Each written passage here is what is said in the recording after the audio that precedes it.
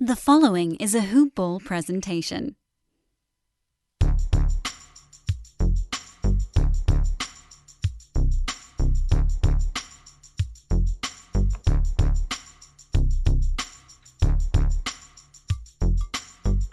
Good morning, Hoop Ballers, and welcome to another edition of Hoop Ball's DFS Today. This is your Tuesday, March 2nd edition.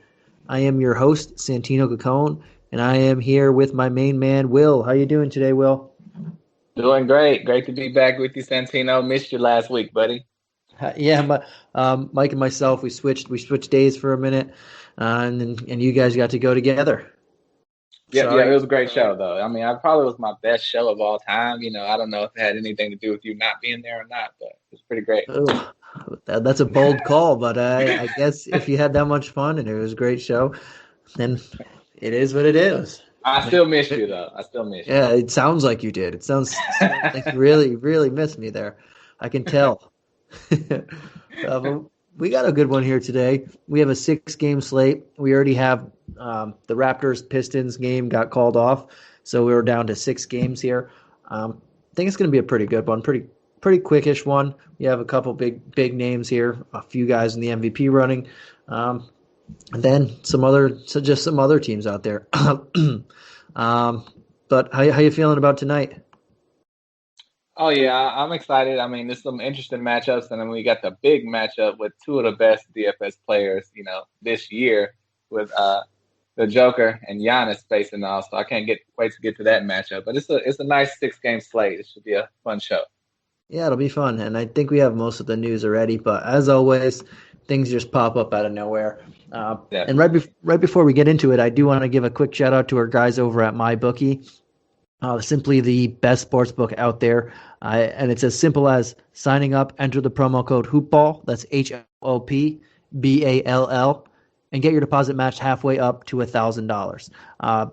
Again, head on over to MyBookie if you want to add a little excitement to the sports you love and the games you bet. Bet with the best, bet with MyBookie. And it's as simple as signing up, enter the promo code HoopBall, and getting your deposit matched halfway up to $1,000. And with the MLB season right around the corner, I don't want to guarantee, but they do a lot of odds boost and a lot of awesome bets where they're basically giving you money away. They did it for multiple sports. I can imagine that they're going to do the same for the MLB season. So keep an eye out for that, and that's less than a month away, guys. But like I said, we'll jump right into this slate here. Where we have our 6-game slate, and our first one, we have 1 at 7 p.m. Eastern Standard Time, 2 at 7:30, 1 at 8:30, 1 at 9, 1 at 10. So a little bit spread out for a 6-game slate in 3 hours. But hopefully we'll get all of our news early, but we'll see how it happens. But the first game we have on the docket is the Memphis Grizzlies at the Washington Wizards. And we have a couple guys on the injury report here. For the Grizzlies, we have Grayson Allen, Jaren Jackson, both out, and Kyle Anderson as questionable. And on the Wizards, we have Thomas Bryant, Ish Smith, two staples on the injury report, both out. We'll start with the Grizzlies. And where are you looking here? And does the news that Grayson Allen, who was starting the last couple games before he missed, him being out, we have someone else stepping into the starting role there. And Kyle Anderson, who's been starting pretty much all year for them. That's a big one to miss. If he misses, he's questionable. But where are you looking at here on this Grizzlies side? Yeah, definitely. Memphis is probably the most interesting team for me of the whole night. I mean, they have potentially 8 different players that you could put in the lineup. The main guys, like you said, with Grayson Allen out, I'm looking at DeAnthony Melton at 4,600 and Desmond Bane at 3,400. Last game, they're getting a lot more minutes and their production is ramping up. And especially if Slow-Mo is out, you can even look at Justice Winslow at 3,900. Those are the most 3 intriguing for me. But you can always go with Ja. Sometimes he's great, sometimes he's not. Jonas Valanciunas, he had been great early in the season. He's been slowing down a little bit, but he can always go off for you. If it's a blowout, Tyus Jones can get you some points. Brandon Clark's always there, but Desmond Bane, DeAnthony Melton, and Justice Winslow are the most intriguing to me. How you feel about Memphis? And as you were talking, the spread of this game just popped in. So the over-under is a whopping 238, and it is a pick'em. So they're saying this is going to be a tightly contested battle here. Really? And, yeah. Well, yeah. And I'm with you. Depending on Kyle Anderson's availability, I think if he misses and Allen misses, then we could look at Bane for 3,400 extra minutes for both him, Winslow, or I shouldn't say both because there's three guys. Extra minutes for Milton, Winslow, and Bane among the other guys getting extra minutes. But I think especially if Kyle Anderson misses, and this is the first game and the only game that tips off at 7, so we will have that news. Especially if he misses, I think all three of those guys are in play. If he does play, I'm probably going to not pay for Melton at 4.6 and look more towards Bane and Winslow for the extra dollars that we can save and the value there under 4K. And probably specifically Bane at the very cheap 3.4. But I also think that J-Val and Clark are in play for me here too against this Wizards front court, which really is not imposing at all. Especially if Anderson misses, that means Clark is 100% going to be in this starting lineup. Well, maybe not 100% because Taylor Jenkins switches his lineups all the time. But I will say I feel very confident that he should start in this one. And at 4.9 against this front court, I'm very intrigued by that. I like J-Val, but I don't know how much exposure I'll have just because there's this slate, as you mentioned before, there's a lot of big names on this slate, and I don't know if I'll be going to J-Val at 7.2, but I do think he makes for a very balanced lineup. Yeah, he's one of the best reasonable price centers that could go off. But, he just hasn't been going off lately, but he could. So. And watching him only play in that last game 13 minutes and letting a lot of people down, probably not going to come in with a bunch of ownership. So that's always a good thing for GPPs. He makes for a nice GPP play with the lower ownership there and good matchup. But what about on this Washington side? We know about Westbrook, Beal. How do you feel about both of them in this? And can you play anybody else? Because that's always the question with the Wizards. Can you go to anybody else at their price tags?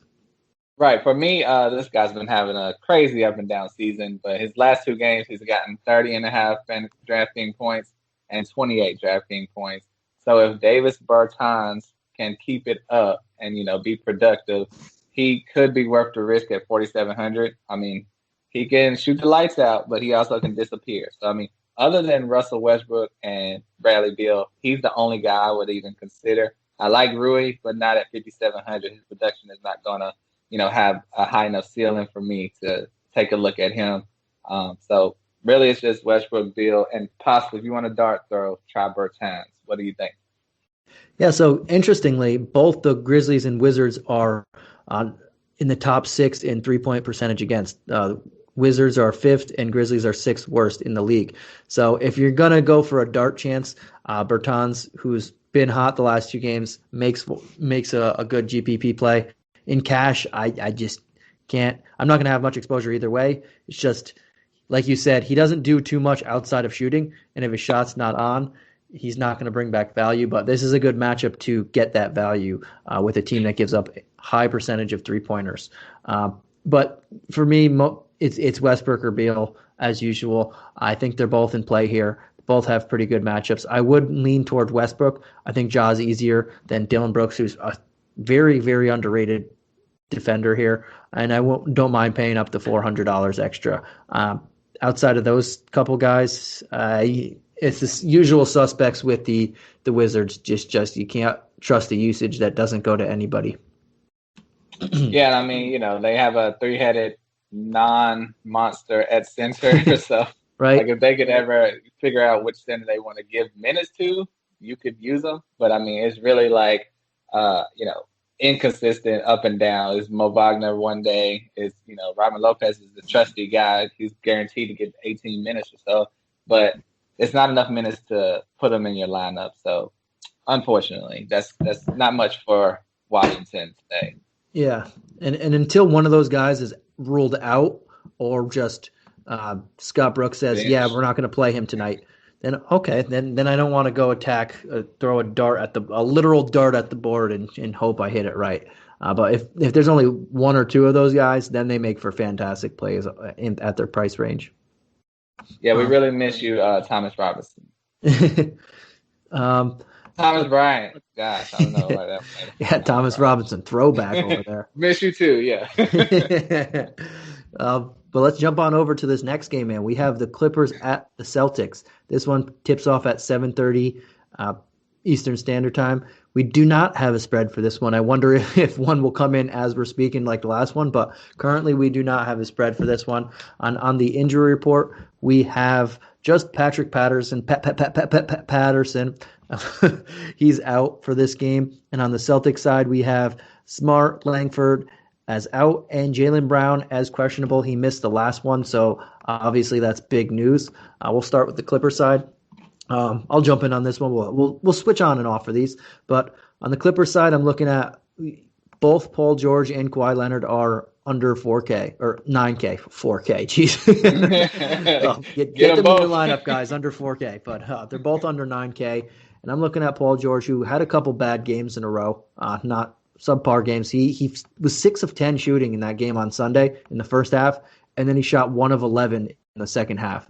I don't know what was wrong, but just didn't look great. He still put up nearly 40 points and almost at value at this price with 7 rebounds, 7 assists. But I think Kawhi Leonard at 8,800 is just a super good value here. Under 9K, we're going to get to people that are expensive, very expensive on this slate. I think he makes for, you're getting a discount for a superstar, and I like that, and a pretty good matchup. Outside of him, the only other guy I would really look at is Ibaka at 4.8.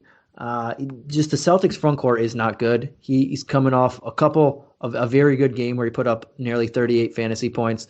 He's getting 27 before that, 22. He scored in double figures the last 3 games. There's not really anything imposing on the Celtics front court. So if you're going to go for a cheaper center option and try and save some salary with the big names that we have on the slate, I don't think he's bad. And I think there's a realistic chance that get 6-7 X here value for a guy like Ibaka in a solid matchup. But who are you looking at on this side? Yeah, I agree. I mean, I wouldn't really touch Paul George because I just don't trust it. I mean, obviously he's got the talent. He's liable to go off at any moment. But his last 3 games have scared me, not reaching 40 DraftKings points. And for Kawhi to be only 400 more, he's more of a secure thing for me. But yeah, Ibaka had an amazing game last game, 15 and 11. So he is a great value at 4,800.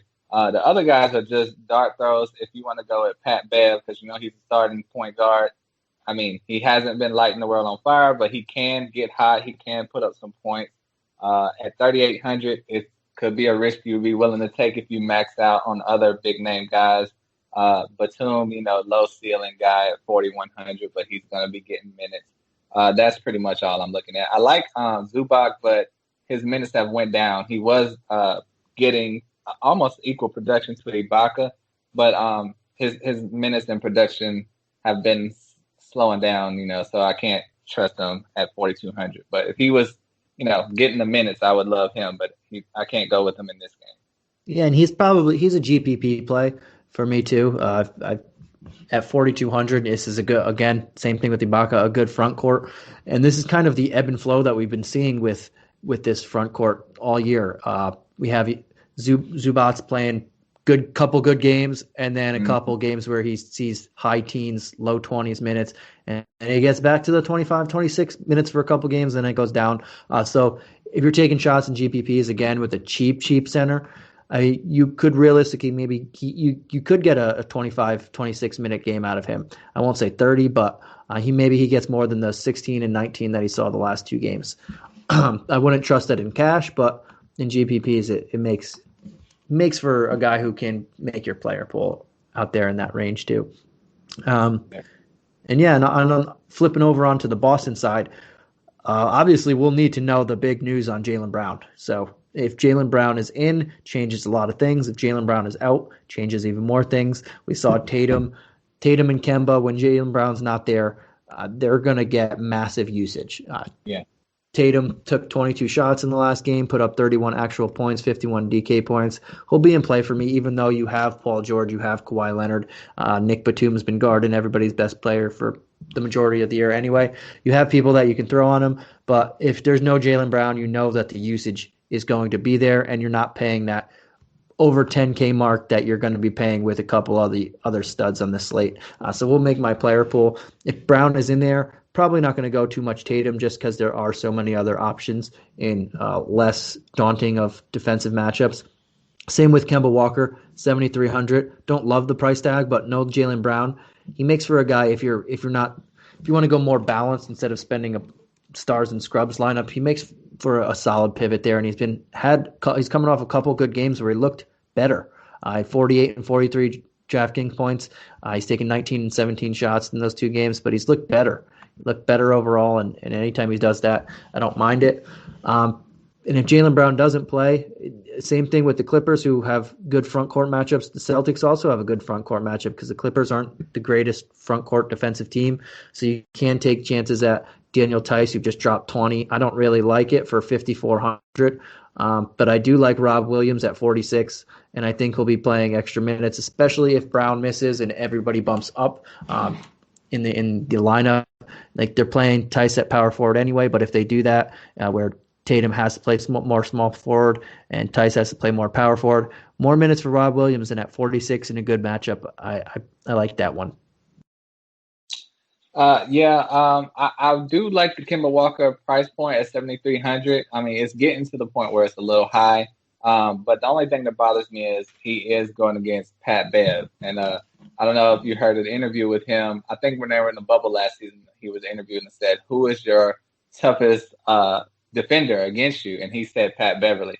So that's not great for Kemba Walker, who's just finding his own now and starting to ramp up. I think he could have a down game, unfortunately, with that going on. And with the centers, the three-headed semi-monster for the Celtics, you wish they would play two of those guys also. I actually trust Tice better than Robert Williams, even though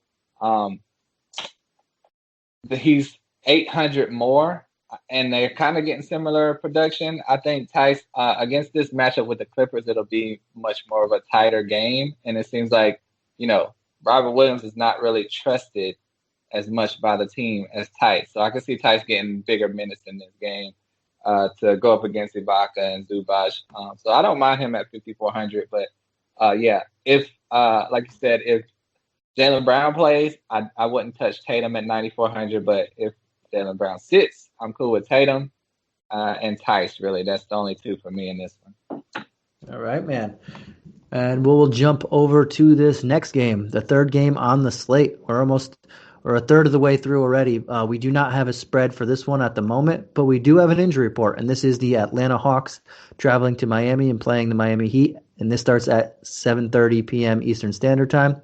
On the injury report, we have Avery Bradley and Myers Leonard out for the Heat, Gabe Vincent probable, and Jimmy Butler, the big one that we have to keep an eye on, is questionable. On the Hawks side, we have quite a few people. We have Cam Reddish, DeAndre Hunter, Chris Dunn out, Kevin Huerter as probable, and Bogdan Bogdanovic as questionable, which doesn't make any sense to me if he just started playing one-on-one the other day. But, they have him listed here as questionable. Maybe that was I can't imagine he plays before the All-Star break, and probably not when they start resuming play. But he's there as questionable, so I guess he has a chance to start. But let's start on this Hawks side. And where are you looking? We saw John Collins have a big game against this same team the other night, and he's only had 6,800. He only went up $100 on that. So can you play him? Can you play Trey? And where are you looking at in general here? Yeah, I definitely think you can play both. I've been staying away from John Collins pretty much all season. But his last three games, he's clearly been ramping it back up. And, with 58 DraftKings points, someone with that potential at 6,800, you have to look at that. And especially since it was just against this team in the last game on the 28th.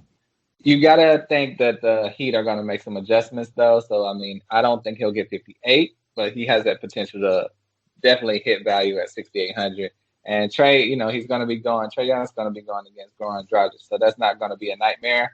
And I think he easily, he almost had a triple-double last game, so he easily could put up some more production, especially with Jimmy Butler probably going to be out that game. So it'll make it a little, more important for him to, try to light them up. They had a rivalry last year. Him and Jimmy Butler were going back and forth. So I would love Jimmy to play this game, but we'll see how that goes. And Clint Capella, you got to look at him at 8,200. It's a little high, but his last 2 games, 54 and 48 DraftKings points. So at 8,200, if you can get anywhere near there, that's always something to look at.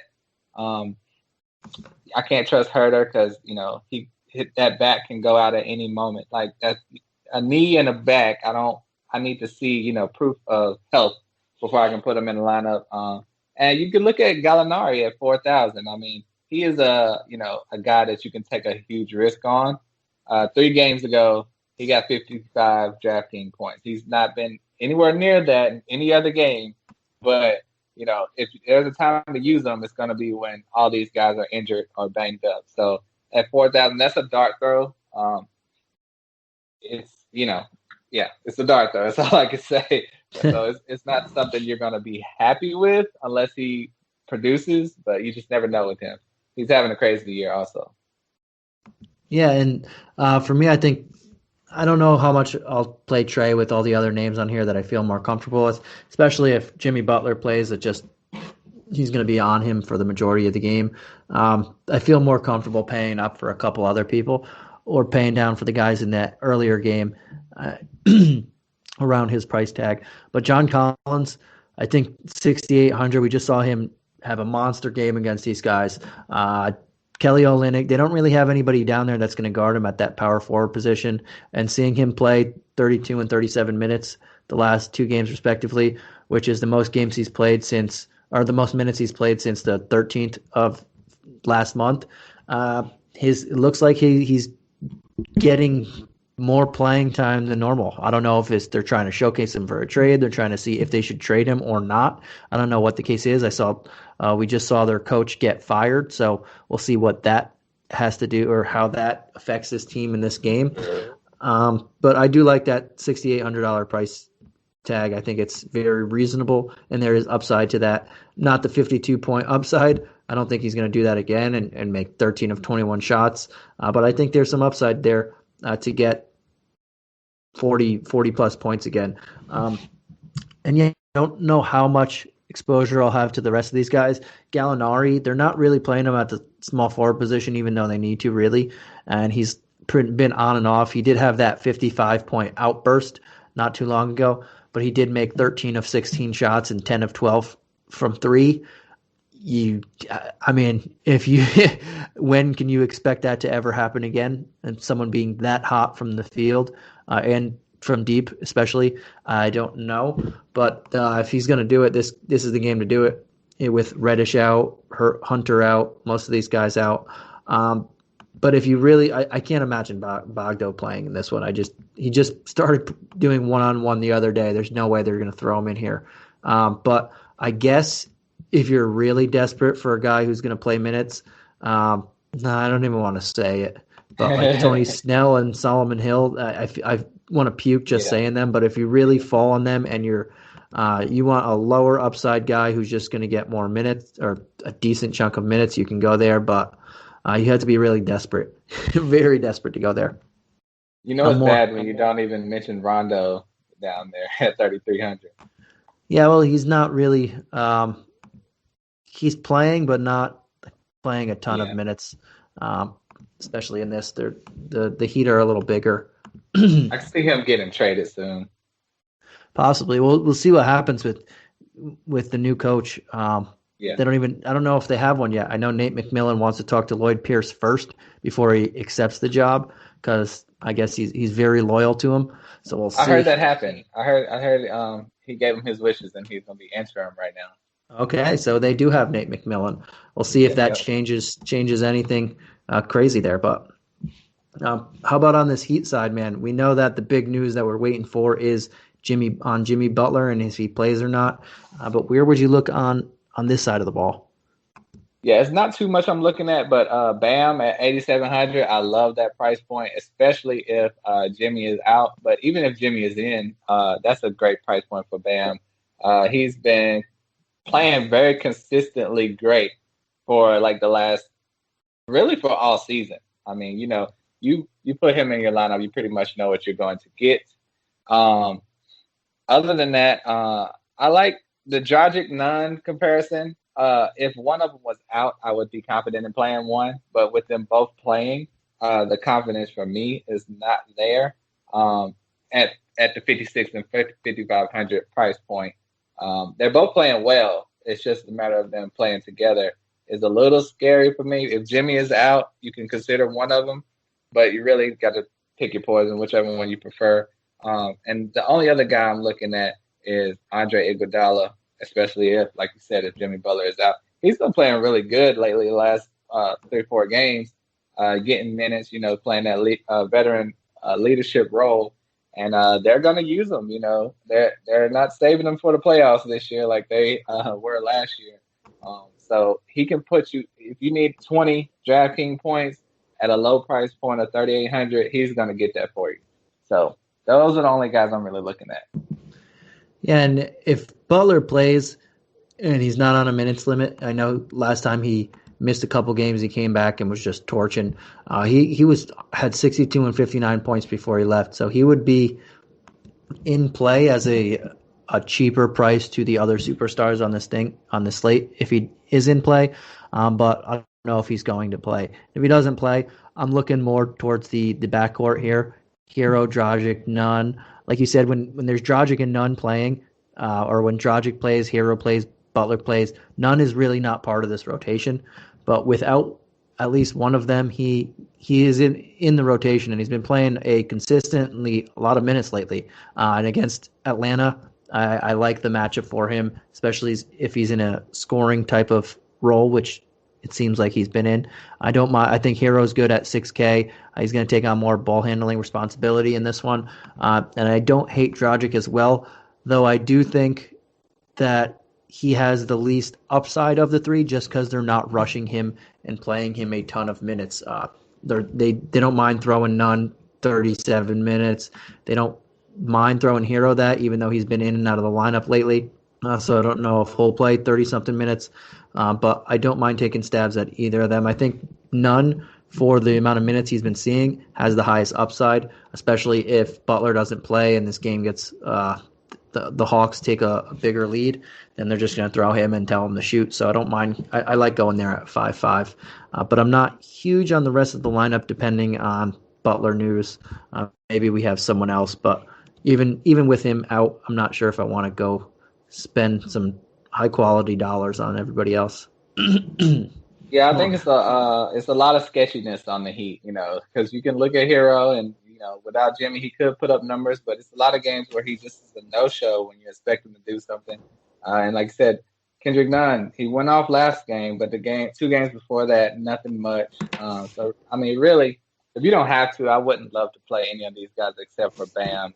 But there are options for you if you need to stick to one of those price points in your lineup. I like it. And let's go on to this fourth game of the night. This one starts at 8:30 p.m. Eastern Standard Time, and it is the Knicks at the Spurs. And we do not have a spread for this one also, but we do have an injury report. Not for the Spurs because they are on the back end of a back-to-back, but we do know that everybody who had COVID, Derrick White, Quandre Witherspoon, Rudy Gay, Devin Vassell, they were all out in Monday's game. And Keldon Johnson was also ruled out, but he started practicing, and he was only out because of conditioning. And I assume it was because it was the front end of a back-to-back, and he'll be good to go in this one. I don't know how many minutes he will be able to play, but I think he should be good to go in this one. Then on the Knicks side of the ball, we have Taj Gibson out, Mitch Robb out, and Elfrid Payton doubtful again. He's missed the last couple. Now we'll start on the Knicks side. The Spurs are not healthy right now, and playing them, you're getting an up-tempo game. This last one, while we're doing the podcast, there's about 3 minutes left in the game against the Nets. And they held them to a decent scoring game, but they like to run the ball. I know the Knicks do not like to run the ball. It's a big pace-up spot for the Knicks, but we're looking at Elfrid Payton probably missing another game. And we can look at Derrick Rose, who's been playing decent, but he's all the way up to 5,900 now. So while he can still bring back value, I think the upside is a little curbed there. I think it's a little higher than I would like it to be. I don't know how much I like Randall if Keldon Johnson is good to go. I think he's a very consistent guy, and he makes for a solid pivot from the rest of the field, probably at low ownership because there's so many other stars on here. And I don't mind going there. But I do think we have so many other options that it's hard to have a ton of exposure to him. I don't know how much exposure I'll have to the Knicks in general. I might get some Emmanuel quickly. I know he had a poor game, the last one. He only played 16 minutes, and he only played 13 minutes before that. I'm not sure why Tibbs doesn't want to run him out there all the time.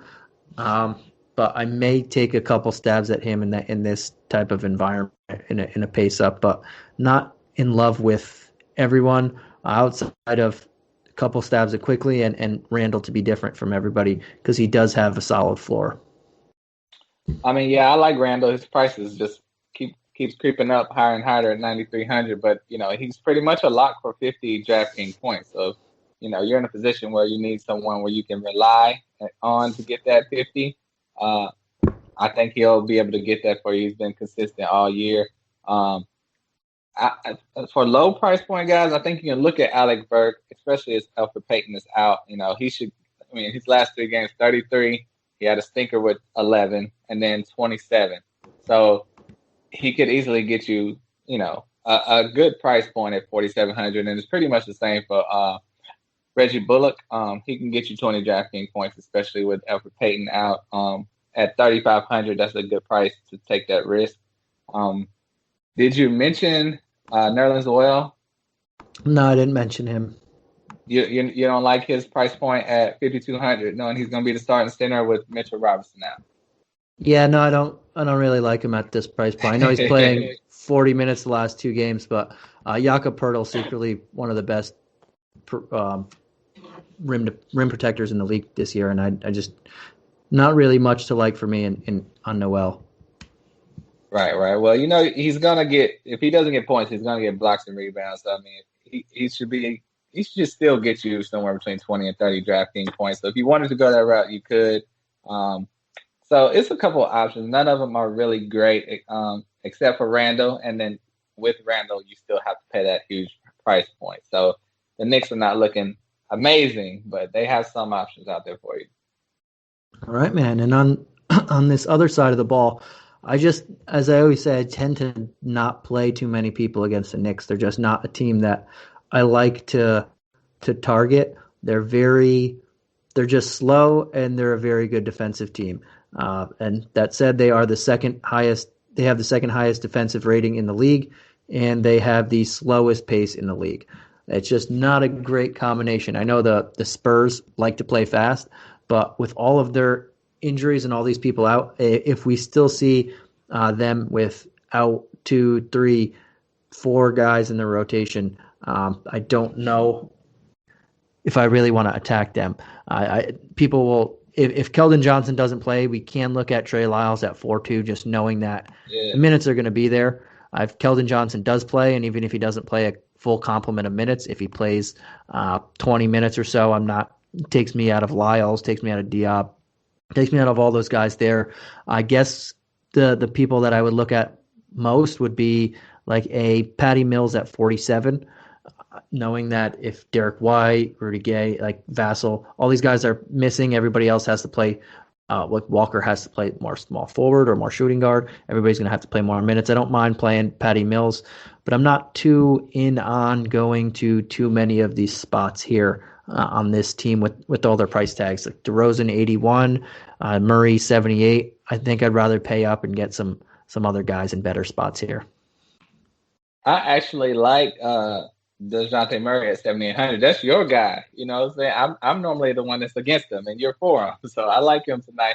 He's been on a nice little tear his last 3 games. So I think if he could put up that production at 7,800, a lot of guys are putting up the production he's putting up at 9,800 or 9,300. So if he can keep playing like that, I think that's some value in that at 7,800. And when you instantly look at DeMar DeRozan, you're like, that's a little bit high. But his last game, his first game back from taking a, COVID/personal leave of absence, he got 55 DraftKings points. So it's going to be 3 days since his last game. So that's some good rest for him. And the team is still going to be missing a lot of players. He's going to be, asked to put up a lot of production in this game. So I think he could be a sneaky play. You're paying for it, but I think he could put up some production for you at 8,100 that you could get if you're playing a guy that's 10,000 plus. So I think he's someone to look at. Jakob Poeltl has been, pretty consistent his last 4 games, but that should average around the 30, 32 points, DraftKings points. So those are the only guys I'm looking at. Lamarcus Archer, his last game he put up 21 actual real NBA points, but it was only 30 DraftKings points because he's not putting up the rebounds and blocks like we'd like to see. But if his minutes go up, which they could, 5,800, he could make that a steal. It's just they seem to be taking it pretty easy on him right now. Yeah, and the game environment to me, I don't like the price points at the game environment. And looking right now, there's 41 seconds left. They're down by 2. So they might go in overtime tonight on Monday night while we're doing this podcast. And that'll make me not like them a little bit even more on the back end of a back-to-back. If they do go to against a tough team that slows the ball down or slows the game down on the back end of a back-to-back, I like them a little bit less. And speaking of the minutes thing, Lamarcus Aldridge tonight has only played 15 minutes comparatively to Poeltl, who's played 32, DeRozan's played 38, Murray 32. We'll see how that game ends, but if they do go to overtime, it makes me like them. I'm not high on them as is, but it would make me know that I kind of want to stick away from them even more so. That is a good point. And with DeRozan playing that many minutes, it's possible he could sit, in this game. So, yeah, keep an eye out on it. That back-to-back does switch up a lot of things for you. And then we're going to jump on over to this 5th game, man. We have the game that you alluded to all the way back in the header when we started. 2 of the best guys going at it. We have the Denver Nuggets traveling to the Milwaukee Bucks. This game starts at 9 p.m. Eastern Standard Time, and we do have a spread for this one. It is a 235.5 over/under, and the Bucks are giving 7, big 7. And the Nuggets are also on the back end of a back-to-back for this one. The only I forgot to mention earlier, the Hawks are on the front end of a back-to-back, and one more team that we'll get to later is on the front end of a back-to-back, but the Spurs and Nuggets are the 2 teams on the back end of a back-to-back. On the injury report, we don't have anybody for the Nuggets currently, but we do know that JaMychal Green, Paul Millsap, Gary Harris have been out for a little bit. RJ Hampton and Campazzo are not going to play in this one for health and safety reasons. Well, they didn't officially say Campazzo was going to be out, but they said he's likely to miss until after the All-Star break because of health and safety. And on the Bucks side of the ball, we have just Jalen Adams in health and safety protocol, Jordan Nwora out, but nobody of significance really there. But let's start with the Nuggets side of the ball, man. Knowing that we don't know if all these guys are going to be out, but they probably will be. Green, Millsap, Harris, doesn't look like they're going to play, but they might. Who knows? But where are you looking at on this Nugget side? Yeah, and it's good you mentioned that Denver's on a back-to-back. Jokic hasn't sat out any games this year, but he did just play 38 minutes tonight. So if there was any chance that you would not play Jokic, this would be the one. But I think you still going to be hard to not play Jokic at 10,800 because, he's pretty much – him and Embiid are the best centers in fantasy, obviously, MVP candidates this year.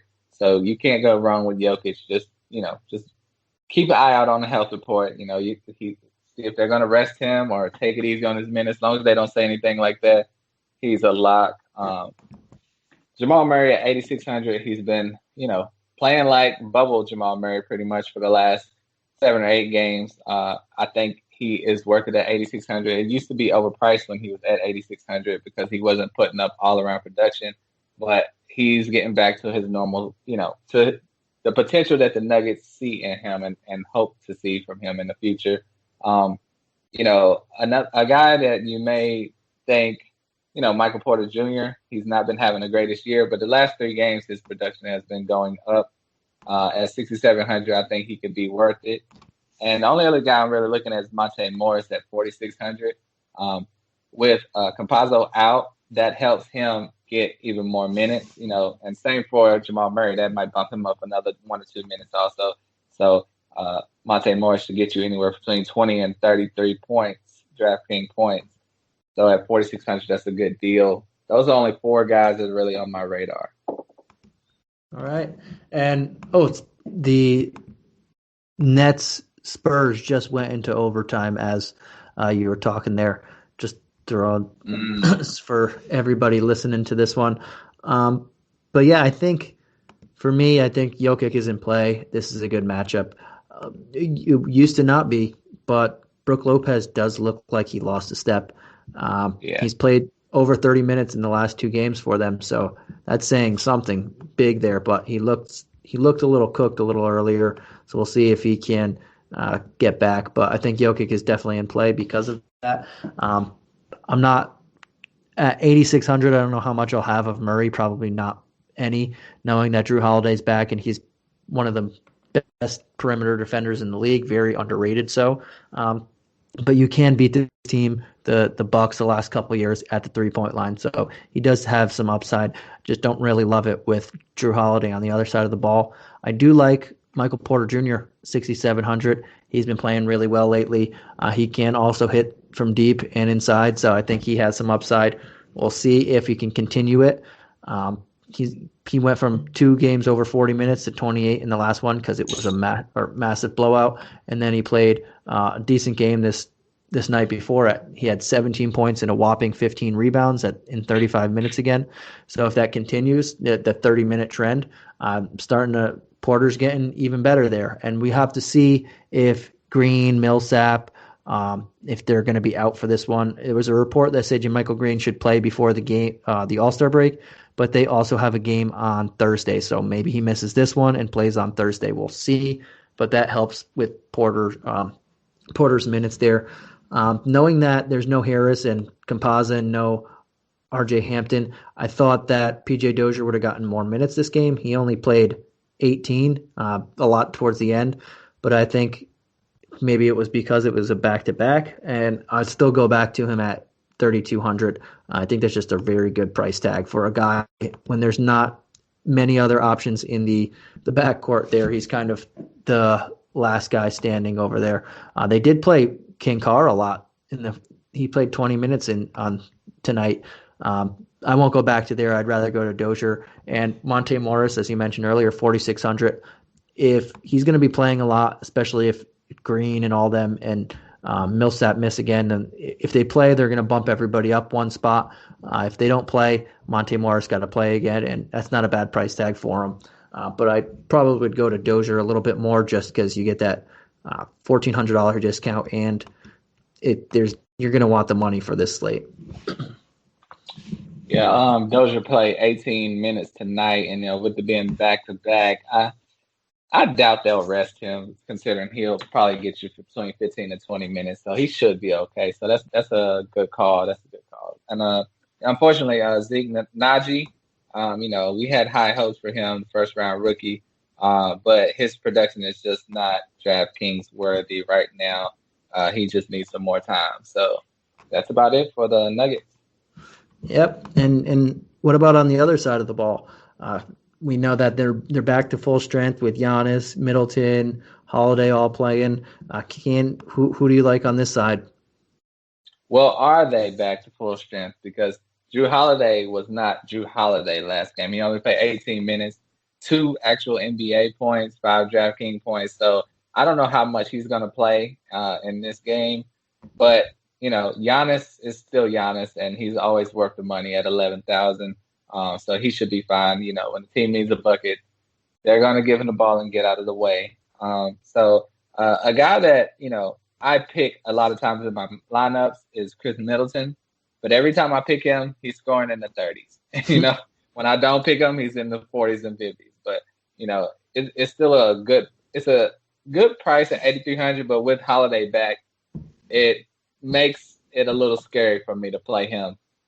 So I don't know if I would touch him or Dante DiVincenzo because, like you said, Drew Holiday got 18 minutes last game. I expect that to go up to at least 25, if not 30, because he was out because of COVID, not because of an injury. You can always look at Bobby Portis at 4,700 because we talked about how Brook Lopez is looking like he has lost a step. So they're going to keep giving him minutes, and he's going to put up between 20 and 30 DraftKings points. And if you like, you can go with Brook Lopez at 4,100 because they're going to have him in there to guard Jokic. And like I said, with his last two games have been over 30 minutes. This should be no different because you need that. He's the only real big body they have, even though he can't stop Jokic. I mean, no one else can behind him. So he's going to have to be in there and he can get some cheap rebounds, cheap putbacks. And that's a really low price at 4,100 for a starting center. Yeah, and looking at Giannis, and I'm thinking they really want to Millsap or Green back for this game because how quick will they just put Porter on the bench when Giannis does something to him on the offensive end?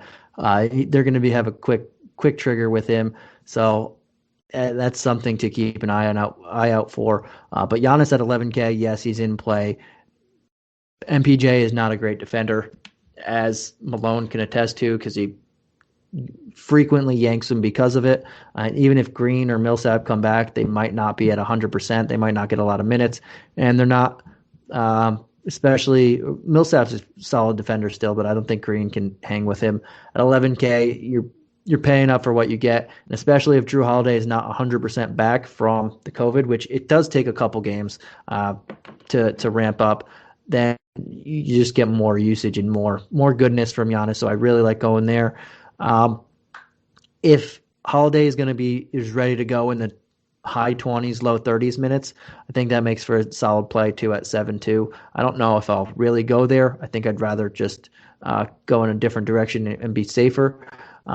And they don't necessarily need his offense in this game, so I don't know if I'll do that, but I don't think it's a bad price point. And yeah, I don't know how much exposure I'll have to too many of the other guys, but you did mention Lopez, Portis. These guys are going to have to play, and at 41, 47, they're not bad price tags if you're spending down on your center spot. Very cheap Lopez. He doesn't have to do a lot to get you value here too, so I don't mind going there either. But I think Giannis is in for a fantastic game environment. Yeah, and I mean, I don't know what it is with Michael Porter Jr. and his defense. Is it just lack of athleticism? Is it lack of studying film? I mean, because he's got the height, the arm span. He's the only guy that can guard Giannis. He's just a horrible defender. So, get it together and, if there's a game that he wants to step up and show he can do something, it would be this game. I mean, no one expects that, but he's the only guy they have. Like I said, if, Green and everyone is out and Millsap, this is going to be the most fun game to watch, in my opinion. So I think everyone should have their eyes on this game because it's going to be fascinating. Yeah, it's very weird how that whole thing works there with them. But let's jump on over to the last game of the night. This one starts at 10 p.m. Eastern Standard Time. It is the Suns at the Lakers, and we do have a spread. We have a lower total at 217, and the Lakers are 3-point home favorites. I'll jump in first. We're looking at... Wait. Why are you jumping in first? Is it because you like the Lakers? Because we switched on and off the entire slate. But if you want, here, you take it. Go first, buddy. No, take your Lakers. I just want to, let everyone know you love the Lakers. You jumped in. Now you can take the lead on it. How are you feeling about this Suns side, the away team? Well, the Suns. Okay. See, I thought you were going to throw me to the Lakers. No, they're the home. Oh, and on the injury report, we have Dario Saric as questionable. We have AD out. Dudley, LeBron probable. Kyle Kuzma probable. And Damian Jones is questionable. But Yep. Now we'll go to the the away squad and the Suns. And how you feeling about the Suns since you really wanted to go first? Yeah. Well, when you look at the Suns, you think of the big three. Their big three: Devin Booker, CP3, DeAndre Ayton. CP3 is a decent price at 7,500. Actually, that's around the Jonte Murray, Kemba Walker price, and his production has been tremendous the last 3 games. So that's a really great price for him. Booker is kind of similar to DeRozan. He can get you in the 30s, can get you in the 50s. It's just depending on how you feel with the matchup. And it is a tougher matchup whenever you're going against the Lakers. They have a great defense. It's better when AD is there, but still when LeBron's on the court, they're going to be focused, and especially with him playing against his buddy CP3. DeAndre Ayton stands out to me. He has such a great price point at 6,700, and he has that potential to get 20 and 10, and which he got last game. So it was almost 40 drafting points his last 2 games. So they're going to need him. And it should be a lot of rebounds in this game because LeBron is really the only efficient player on the Lakers. You can look at Bridges at 5,300 and Cam Johnson at 3,300 because Cam Johnson has not been productive lately. Early in the season, he was playing a lot better. But if you want to take a risk at almost a minimum player who, can get you anywhere between 16 and 30 minutes a game, it just depends on coaching. His minutes are fluctuating so much. I don't understand what's going on because he's one of the most talented players and he can shoot threes. So he's a risk for me if you want to, take a shot in the dark. But those 5 guys stand out to me. How about you? All right, man. And yeah, I think at 7,500, Chris Paul is a little bit intriguing to me as a pivot off of some other guys at a GPP play. I think he's been playing very consistent. Same with Booker, but I like the $600 price savings, especially on a slate where I'm going to want the money. So I like the $7,500 price tag on Paul. I don't know how much exposure I'll have to everybody else. Maybe some chances on Jay Crowder there at 4,500 with no AD there. Just a much better matchup. He's been playing nearly high 20s minutes the last couple games, not getting many shots, not really doing anything. But I think this is a game where he can play a little bit better. You have Markeith Morris and Kyle Kuzma as the main power forwards right now. Neither of them are very threatening on the defensive end, so I think Crowder has a solid opportunity there. And the other guy, especially if Sark doesn't play that extra minutes for them, which go to him, Kaminsky, Bridges, and smaller lineups, Cam Johnson. But I think Crowder is the guy I'm looking at 45 that it's a little intriguing to me. Not really too into the rest of everybody else at their current price tags. This is going to be a slower type game, as evidenced by the over-under and by the fact that both these teams are slower paced. The Lakers, even without AD for a little bit, are still the number 1 defensive team in the league by a wide margin, and the Suns are in the top 6. So it's probably going to be a slower paced game with a lot of hard-fought buckets. And I like Paul and a little bit of Crowder here, but not too heavily invested in the rest of these guys. But how about on this Lakers side? Anybody that sticks out to you over here?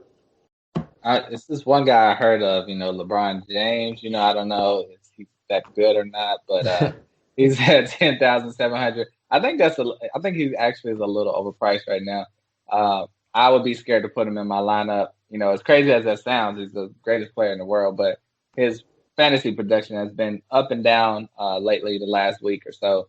I can never say you're in the wrong for picking him because obviously he can go off. His production has just been going down a little bit lately. And then you can look at Kyle Kuzma. Last game he had a double-double at 5,800. He is worth the risk because they need the production from him. He is probable for a heel contusion, so hopefully he won't injure that or anything during the game. But he's his price point is a little too high for his production. But he's going to be him and Schroeder are going to be the second and third, more than likely highest scorers for the team. I like Schroeder. His production has not been, DraftKings incredible lately. He was out with health and safety protocol. I don't think he had COVID, but it was just had to be out. So I don't know if he's a little rusty. 5,700 is not a bad price though, because he can obviously be productive in all areas of the field. Montrezl Harrell, not been doing so great lately. He will have the minutes. Him and Gasol are splitting it up. I don't trust Gasol. But one guy, if you want to look at a very cheap price, is Markeith Morris. His last game, he got 30 DraftKings points, had 13 points, 8 rebounds, 4 assists. That's a great all-around game for him. So it just depends on if they want to give him those minutes, because you got Taylor Horton Tucker. They kind of took it from him and gave it to Markeith that game, I believe. And 3,400 is a good risk for that. But you really I don't know if I would be confident playing any Laker, but there's just options for you. And Markeith Morris is a revenge game from the team that he started with. Yep. On the Suns here. I don't hate going there at 34 as a guy if you fall onto him. He's not some guy I'm going to plug in as my value and say, okay, who do I have to play around him? Yeah, if I only have 34, he would be a guy I don't hate having. But he did get 24 minutes in the last one, and I think the 30 points was because the game was just such a massive blowout, but he's played 22, 28, 22 in the couple games prior to that. So he is seeing minutes in the 20s, and that's something that we can hang our hat on there. But for me, the one guy I'm really looking at here is Schroeder at 5,700. He is their second banana right now with no AD, and he is the one other guy outside LeBron James that can consistently get his own shot. Kyle Kuzma can, but I said consistently, and he's not super consistent with getting his own shot there. And I think Schroeder would be the one guy I look at and looking at price tags and saying, okay, he can't crush me with this price tag.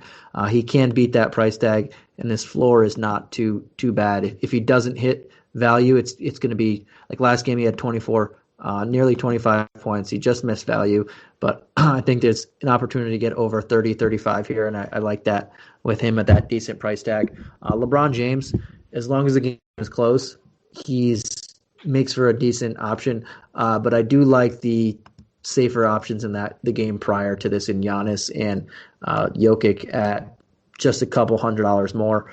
And they're just in a great game environment there against each other. Two teams that either play fast or give up a lot of points, and they're not playing against the Suns, so that's why I'm not having too much him. But I don't mind going Schroeder there. And that's it for me on the Lakers squad there. Yep. No, and everyone I was just picking was Santino. He's a Lakers fan, but he's unbiased. And he's going to give you the real steal about his team. So that was a great breakdown of the Lakers. Thanks, man. I appreciate it. And as we just right after we finished, update of Paul Millsap, JaMychal Green, Gary Harris, all expected to be out through the All-Star break, so we do not have to worry about them in this game, in this slate. So we already know they're going to be starting Michael Porter Jr. and have to play him for a lot of minutes unless he gets into foul trouble. But what I do want to ask you before we head on out of here, I was seeing some guys. We have a couple people that wanted to hear some of our favorite plays and favorite tiers. I saw that on some of the reviews.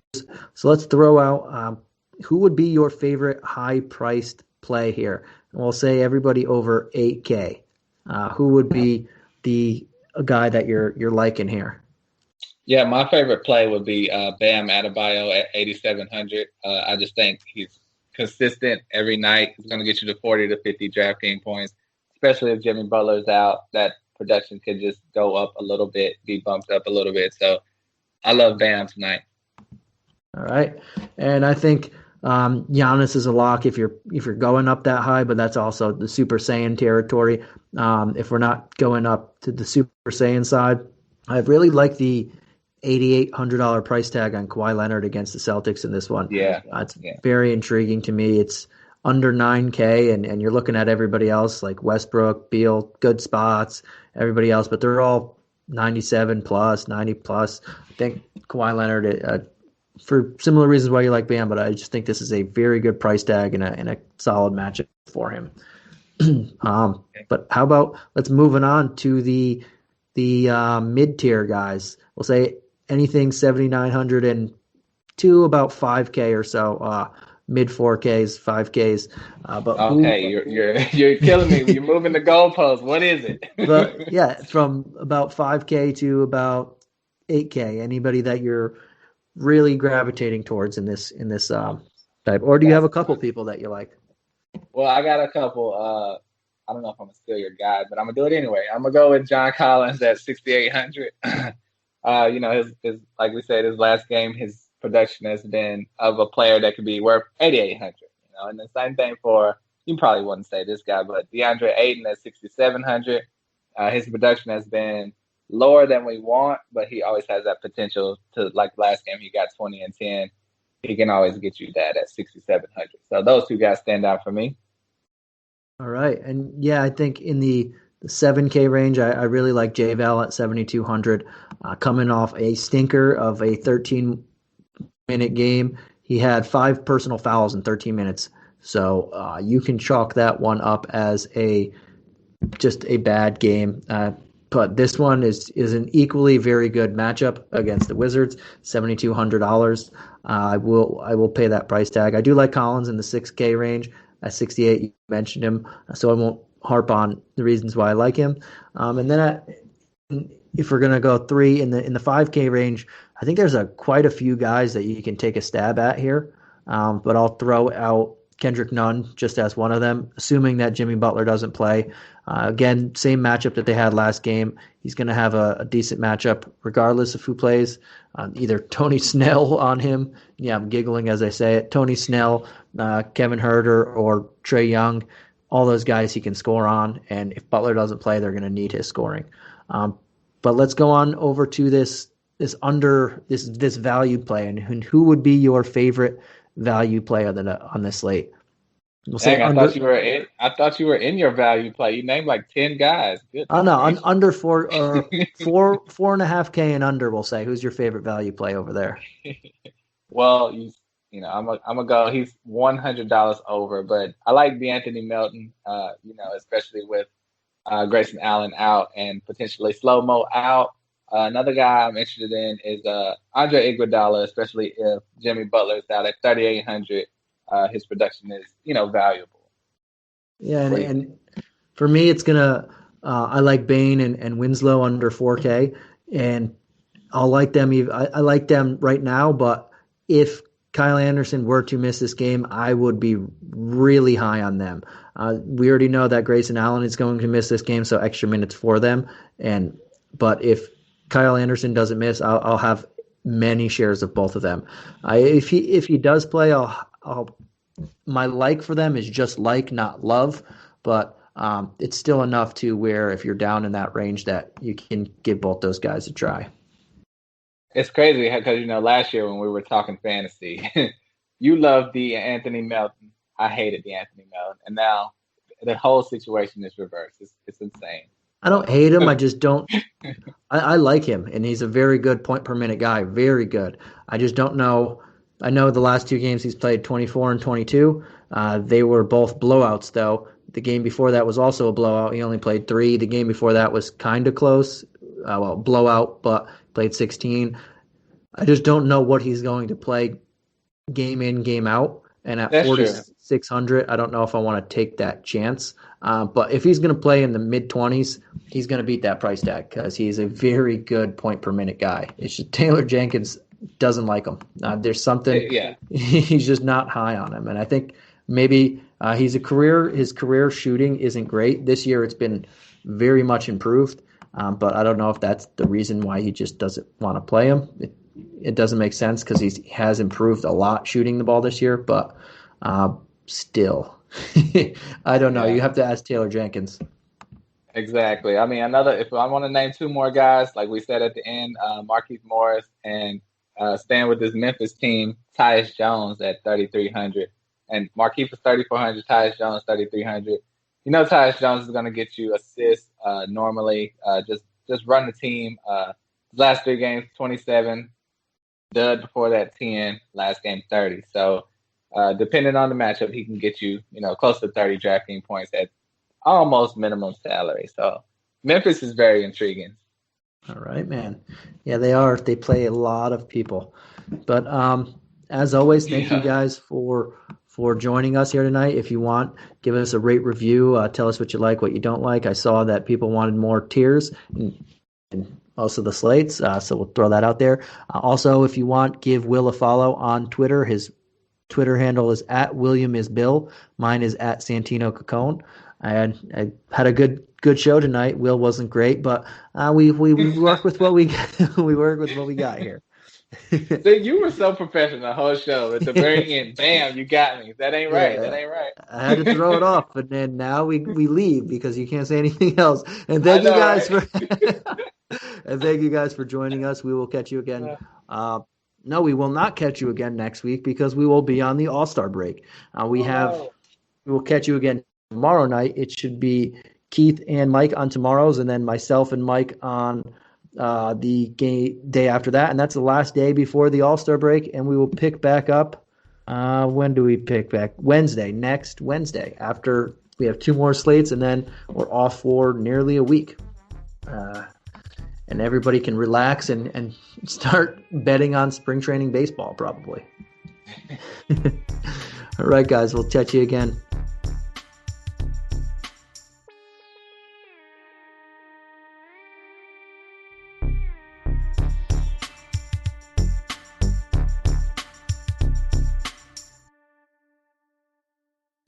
This has been a Hoop Ball presentation.